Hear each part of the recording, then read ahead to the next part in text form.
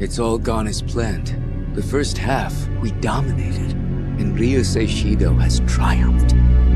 It is true, if we lose this match, it will mean the end of Blue Lock. And I'll be exiled from Japanese soccer and forgotten. But none of you will disappear. The fact that you attended Blue Lock will prove to be a powerful advantage for your career. Now that you've inherited your egos, Japanese soccer will never be the same. Stand proud, Diamond. The future has been decided. I don't care. So, Japanese soccer's changed forever. I've got solid career prospects. None of that crap matters. All of us, we want to win here and now. Not think about what's next. Losing's the same as dying, and we aren't dead yet. Nothing matters except being the best in the world! Iseki?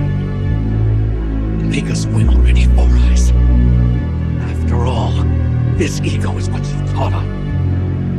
To survive here, you have to be the one who chooses, not the one waiting to be chosen. I finally get it now. This feeling of crushing someone else's dream to fuel my own. It's not a sin. It's the only way to be the last one standing. But understanding it isn't enough. You can sit there and watch 1,000 clips. You can memorize every speech, but out there, under the lights, nobody cares what you know. They only care about what you can reproduce. Most people are terrified of their own ego. They call it arrogance, because they're too weak to carry the weight of being the best. They hide behind teamwork and luck, because it gives them an excuse to fail. I don't want excuses. I want the version of you that's tired of being a side character in someone else's highlight reel.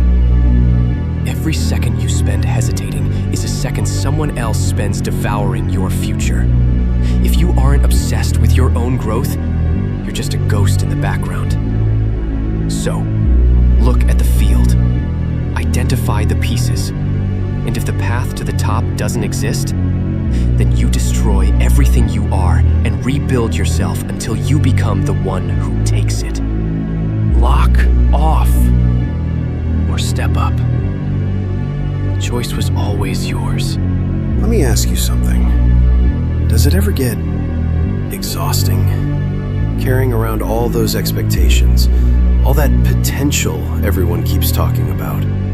Because from where I'm standing, potential is just a polite word for someone who hasn't done anything yet. The problem isn't that you aren't strong enough. It's that you're still trying to be fair. You're trying to be the hero who everyone likes. But let me tell you a secret. At the very top, it's quiet. There is no teamwork at the summit of your own life. There is only you and the distance you put between yourself and the rest of the world. Stop asking for a seat at the table. If they don't give you one, you don't just take it. You flip the table and remind them why you were the only one they were afraid of in the first place. You don't try to be the best. You simply decide that everything else is beneath you. Don't worry, it'll be fine.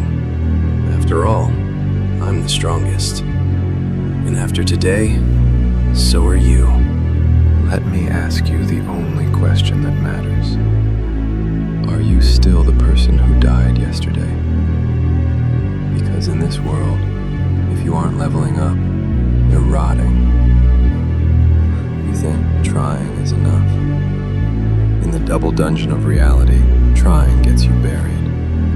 The system doesn't reward your intentions. It only recognizes your result. You look at the top and you see the throne. But you don't see the bodies of the excuses I had to kill to get here. You want the power of the Shadow Monarch? Then you have to embrace the solitude of the grind. You have to be okay with being the only one awake at 4 a.m. while the rest of the world is dreaming about the life you're actually building. They see the luck. You quest is simple. Outwork your own shadow. Stop waiting for a sign. Stop waiting for motivation. Motivation is a fickle ghost that leaves when the room gets cold. I don't need a ghost. I have a will that was forged in the fire of being overlooked. If you're tired, walk. If you're broken, crawl. But if you stop, you're already dead. The only difference between a survivor and a king is the willingness to look at the abyss and say, "Is that all you've got?" The game is live. The system is watching. Now, arise. Is that it? Is that the best your ego could come up with? You've spent around 6 minutes listening to stories of heroes and monarchs, as if their strength has anything to do with you. You're still looking at the screen like it's a mirror. But look at your hands. Are they calloused? Or are they still soft from holding on to your excuses? Nature doesn't have a system. It doesn't have potential. It has the predator, and it has the prey. That's the only law that hasn't changed since the first man stood up in the dirt. You talk about trying your best, as if the world owes you a reward for your effort. The world owes you nothing. A lion doesn't ask for permission to eat. A storm doesn't apologize for the wreckage it leaves behind. They simply are. And right now, you are nothing. You want to be strong, then stop being human. Humans wait for the right time. Humans wait for a leader. Beasts only know hunger. If you want to stand where I stand, you have to be willing to be the villain in everyone else's story. You have to be so undeniably powerful that luck becomes a word used only by the people you've left in the dust. Don't tell me about your dreams. Show me your scars. Show me the meat you've torn from the life you wanted. Because if you aren't willing to be a monster, then you deserve to be an insect. Keep your motivation. I'll keep the world. No, get out of my sight! They called me a monkey. They said because I wasn't born with their gifts, I didn't exist. It's funny, isn't it?